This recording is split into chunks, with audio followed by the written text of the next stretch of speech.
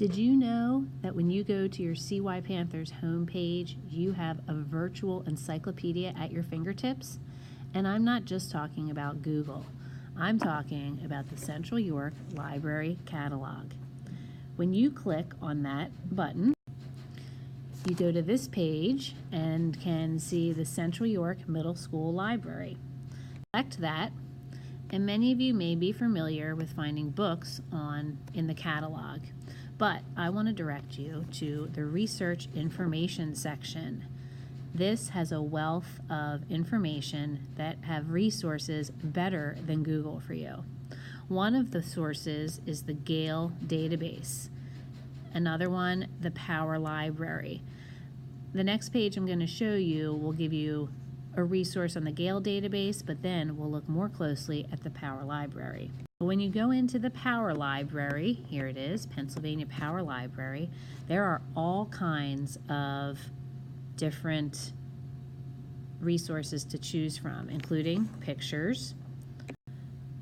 And again, here's that research in context or the Power Search. So I'm going to have us look at the Power Search for a minute just to see what you can find, particularly as it pertains to some of the calamities or disasters we've been talking about. So when I click on that search, I typed in the molasses flood. Okay, this was an event, a calamity that happened in Boston in 1919. You'll see it starts giving me a drop-down box. I'm not interested in the novel, okay? And I'm not interested in, buying molasses, but that second one is what I click on. And when I do that, here are some of the resources that come up. And you'll see it shows, like there's 21 things here that we could choose from. And actually, if I scroll down, you'd see a lot of different choices that come up.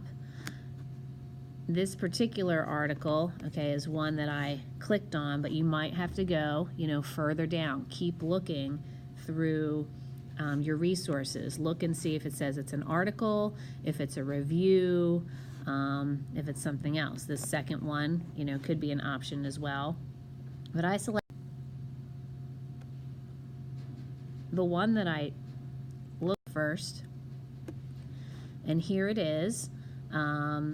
I have an author, it's telling me where this all came from, a great title, and it also shows, since this is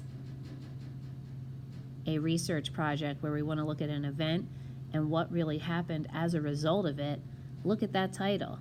It says it caused devastation and led to the longest legal case in the city's history. So that's a huge effect and something that could be a great focus for the essay related to the Boston molasses flood. So when you pick this article, you can go up to your, you can save this, okay? It gives you an option to actually download it and save it to your reading list. See, I have these little glasses select here. So that's when you save your article, and you can say add to reading list just by clicking at the top, and then this is where it's going to show up later on for you, that you can go back and find that information. The other big bonus of using these database articles is that when you scroll to the bottom, you'll find they already have a source citation. So you guys will be making a works cited with your sources, and I'll show you EasyBib, or you've used BibMe, things like that. But when you use these articles in some of these databases, they already have the source citation.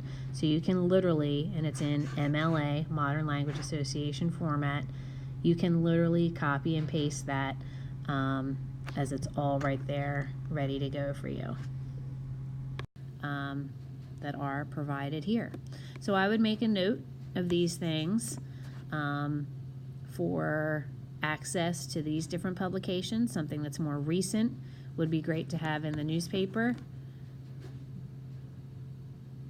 So you may want to screenshot this And finally, you can go to World Book Online and enter information here that might help you in your search. Please use all these resources and happy researching!